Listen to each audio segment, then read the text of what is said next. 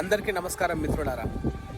ఈరోజు మార్వాడి వ్యాపారస్తులకు వ్యతిరేకంగా తెలంగాణ బంద్కు పిలుపునిచ్చిన విషయం మనం తెలిసింది. మొన్నటి వరకు ఆంధ్రోలు కాల్చుకు తిన్నారు. ఇప్పుడు ఈ ఇతర రాష్ట్రాల వాళ్ళు మనల్ని కాల్చుకు తింటున్నారు. నేను చెప్పేది ఏంటంటే, భారతదేశంలో భారతీయ పౌరుడై ఉండి రాజ్యాంగం ప్రకారం భారతీయ పౌరుడై ఉంటే చాలు.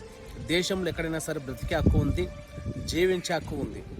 కొద్దిసేపు ఈ రాజ్యాంగాలని చట్టాలను పక్కకు పెడితే, మానవతా కోణంలో ఆలోచిస్తే, మీ రాష్ట్రాలలో మీ మండలాలలో మీ వ్యాపారాలను అభివృద్ధి చేసుకొని మీ వాళ్ళకు మీరు ఉపాధి కల్పించుకోవచ్చు.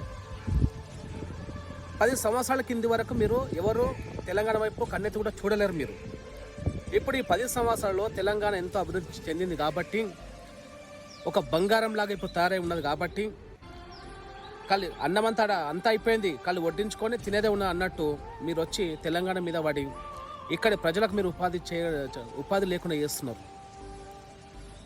పెరుగుతున్న ధరలను దృష్టిలో పెట్టుకొని చూస్తే ప్రతిదీ రేట్లు అన్నీ పెరిగినాయి. మేము 20 రూపాయలు అని చెప్పి మేము అడిగితే మీరు ఆ పని 10 రూపాయలకే చేస్తున్నారు. ముఖ్యంగా వాళ్ళకు మనకు తేడా ఏంటంటే, తెలంగాణ వాసులకు ఇతర రాష్ట్రాలకు తేడా ఏంటంటే, మనము ఒప్పుకున్న పనికి మాత్రమే వేతనం అడుగుతాం. వాళ్ళు అలా కాదు, ఒప్పుకున్న వేతనానికి కూడా ఇంకో 2-3 పనులు ఎక్స్ట్రా చేస్తారు. అదొచ్చింది. ఏమైనా సరే మా తెలంగాణ ప్రజలకేం కాలు జాపుకోవడానికి జాగలేదు. మీరంతా వచ్చి తెలంగాణ మీద పడితే మేము ఎక్కడ పోవాలి? అర్థం చేసుకొని పెద్ద మనసు చేసుకొని దీన్ని ఉపేక్షించేది లేదు. మీ రాష్ట్రాలకు మీరు వెళ్ళిపోవాల్సిందే. అక్కడ మీరు అభివృద్ధి చేసుకోండి, మీ ప్రజలకు మీరు ఉపాధి కల్పించుకోండి. ఇక్కడ మా బాధ్యత మేము పడతాం. మేము ఏమంటారు?